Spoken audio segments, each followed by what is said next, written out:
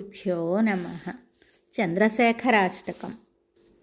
चन्द्रशेखर चन्द्रशेखर चन्द्रशेखर पाहि मां। चन्द्रशेखर चन्द्रशेखर चन्द्रशेखर रक्ष मां।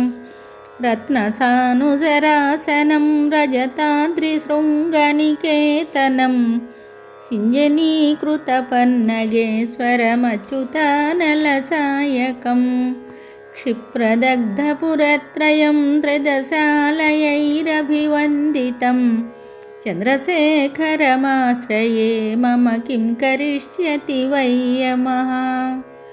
पञ्चपादपपुष्पगन्धिपदाम्बुजद्वयशोभितं फाललोचनजातपावकदग्धमन्मथविग्रहं भस्मदिग्धकळेबरं भवनासनं भवमव्ययं चन्द्रशेखरमाश्रये मम किं करिष्यति वै यमः।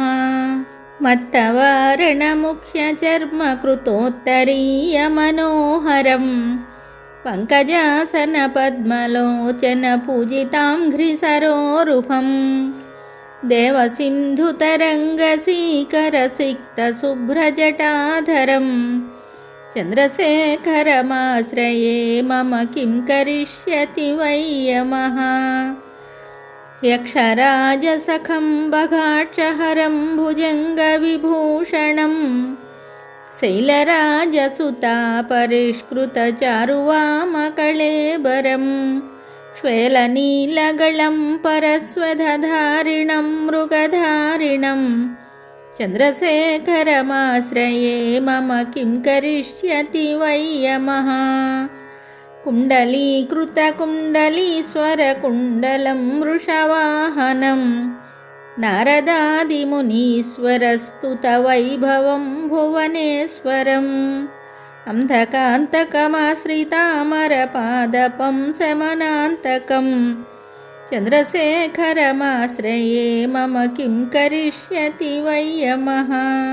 भेषजं भवरोगिणाम् अखिलापदामपहारिणं दक्षयज्ञविनाशनं त्रिगुणात्मकं त्रिविलोचनं भुक्तिमुक्तिफलप्रदं सकलाघसंघनिबर्हणं चन्द्रशेखरमाश्रये मम किं करिष्यति वै यमः।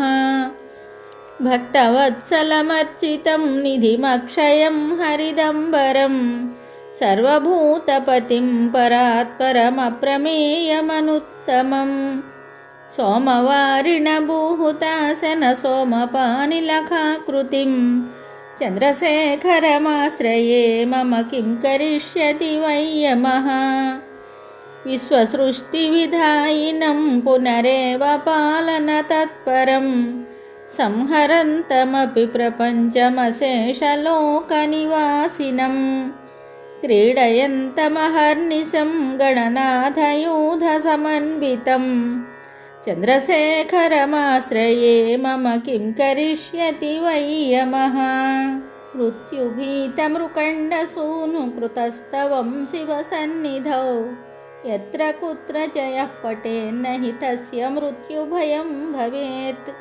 पूर्णमायुररोगतामखिलार्धसम्पदमादरं चन्द्रशेखर एव तस्य ददाति मुक्तिमयत्नतः।